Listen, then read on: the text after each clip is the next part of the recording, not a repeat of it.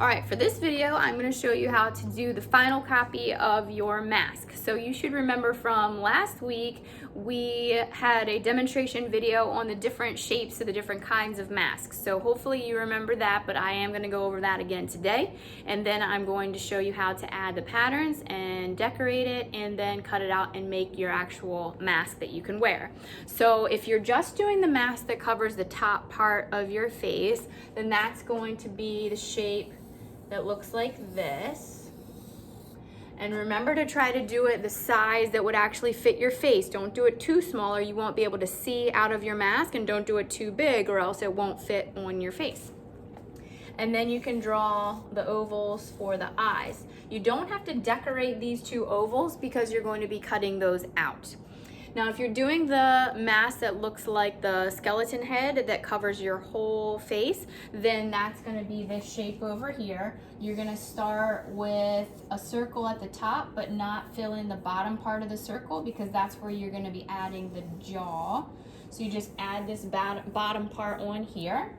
You add the ovals for the eyes. You do an upside down heart for the nose, and you do the bumps for the teeth. And these are reviews from last week. So now we're getting into the new part of the lesson where you're going to be using your word symmetry from last week, and you're going to be decorating your mask. So if you want to add flower petals around the eye on this side, you're going to have to add flower petals around the eye on this side for symmetry. Same thing if you want to add some circles.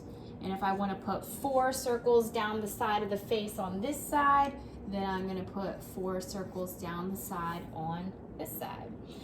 Let's say I want to add some swirls and some spirals. Every time I add one on one side, I have to add it again on the other side.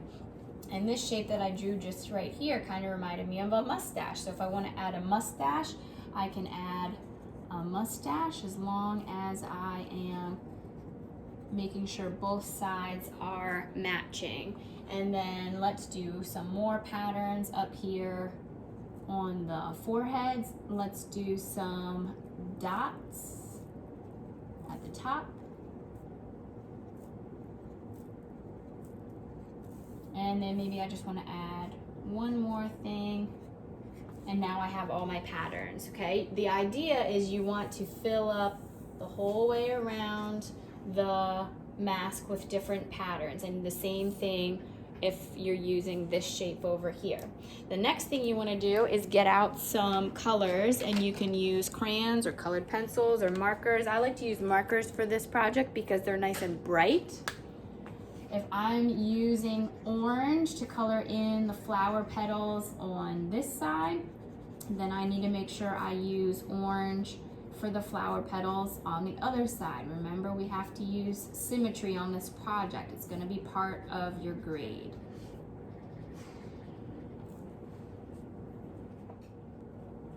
Once you have all of your patterns colored in and make sure you're using symmetry, then you are going to be ready to cut the mask, okay? So you're gonna get your scissors and follow the line that goes around the shape of the mask first.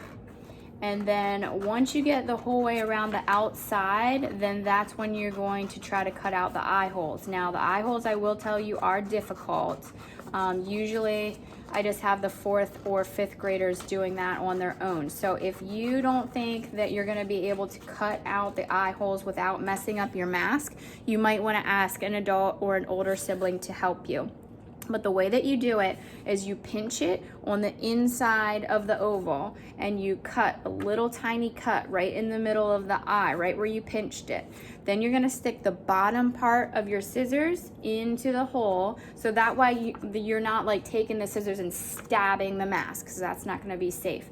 So you're going to open them up and just put the bottom part in the hole that you made and cut out until you get to the edge of the oval that you drew, and then turn your paper and you're gonna do little tiny cuts all the way around, and then this hand over here is turning your paper.